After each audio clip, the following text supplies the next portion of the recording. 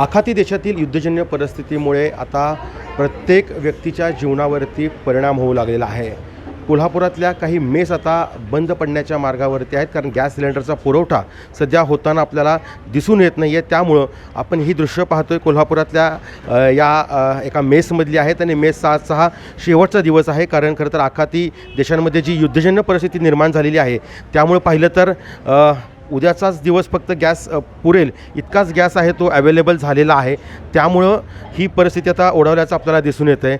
या ठिकाणी स्वयंपाकघरामध्ये देखील आता जी नेहमीसारखी लगबग आहे ती आज लगबग दिसत नाही, कारण गॅसचा जो पुरवठा आहे तो खरं तर कमर्शियल गॅसचा पुरवठा आहे तो बंद करण्यात आलेला आहे। त्यामुळं आता विद्यार्थ्यांच्यावरती देखील हे संकट ओढवणार असल्याचं चित्र आता निर्माण झालेलं आहे। एकूणच जर पाहिलं तर आखाती देशातील ज्या युद्धजन्य परिस्थितीमुळे सामान्य नागरिकांच्या जीवनावरती परिणाम होतोय। नेमकं काय होतंय जाणून घेऊया। ताई, काय सांगाल? खरं तर उद्यापासून मेस बंद करताय असं सांगितलं जातंय, कशामुळे आणि काय काय त्याचे परिणाम भविष्यात होतील? मेस बंद करणार आहे म्हणजे आता बंद केल्याशिवाय पर्याय पण नाही आहे आमच्याकडं। सिलेंडर मिळेनाच झालेत, नंबर लागत नाहीत, कमर्शियल सिलेंडर तर मिळतच नाही आहेत। त्याच्यामुळे स्वयंपाक करायचा कशावर हा मोठा प्रश्न आहे। मुलांना आज आम्ही सांगणारच आहे उद्यापासून मेस बंद करणार आहे म्हणून। कधीपासून तुम्हाला सिलेंडर मिळत नाही आहेत, काय सांगाल? गॅस एजन्सीमध्ये तुम्ही जाऊन आलात का? काय उत्तर येते त्यांचं? त्यांचं असं उत्तर आहे की नाही मिळणार नाही आहेत सिलेंडर, असं डायरेक्ट सांगतात। ते युद्ध चालू आहे असं वगैरे काही सांगतात, त्याच्यामुळं मिळणार नाही आहे म्हणून सिलेंडर। आता मुलांना उद्यापासून जेवण मिळणार नाही तर त्यांचं आता तुमचे एकतर मेसचं ठरलेलं गणित असतं ते देखील आता कोलमडणार आहे। मग विद्यार्थ्यांचं नुकसान होणार नाही का? कसं तुम्ही याकडं पाहणार आहे आणि तुम्ही सरकारकडे काय मागणी करणार आहे? काय आता विद्यार्थ्यांना सांगणार काय आम्ही? जेवण आता उद्यापासून मेस बंद करून करणार आहे, याच्याशिवाय दुसरं काही सांगू तर शकत नाही।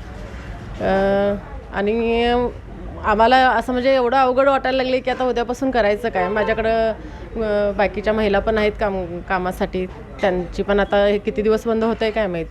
त्याच्यानंतर चालू कधी होईल, मग त्यांची पगार वगैरे सगळं त्यांचं त्या पगारावर सगळं पुढचं नियोजन चालू असते।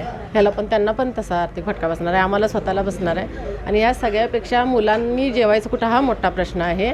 त्यांनी माझ्याकडे महिन्याचे पैसे आधी भरलेले असतात पूर्ण सगळे, तर त्यांच्या परीक्षा वगैरे पण मुलांच्या चालू आहेत।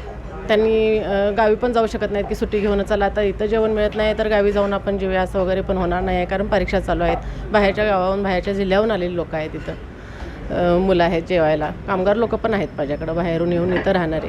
तर त्यांना स्वयंपाक कसा करून घालायचा सिलेंडर मिळत नसताना हा मोठा प्रश्न आहे माझ्यासमोर। नक्कीच आपण पाहतो या ठिकाणी खरं तर आज जेवणाचा या ठिकाणी चांगला बेत आहे तो या ठिकाणी केलेला आहे। आणखीन आज एकच दिवस पुरेल इतका गॅसचा जो साठा यांच्याकडे आहे, त्यामुळं खूप विदारक परिस्थिती आहे ती या ठिकाणी निर्माण होण्याची जी भीती आहे ती आता व्यक्त होते। कारण आजचा शेवटचा दिवस हा मेसचा असेल, उद्यापासून ही मेस आहे ती बंद होणार आहे। कारण आखाती देशांमध्ये जी युद्धजन्य परिस्थिती सुरुवात झाल्यामुळं गॅसचा जो पुरवठा आहे, सिलेंडरचा पुरवठा आहे तो आता या ठिकाणी बंद करण्यात आलेला आहे। त्यामुळं विद्यार्थ्यांच्यावरती देखील याचं संकट आहे ते ओढवणार असल्याचं आपल्याला पाहायला मिळतं आहे। सत्यज औंधकर, लोकशाही मराठी, कोल्हापूर।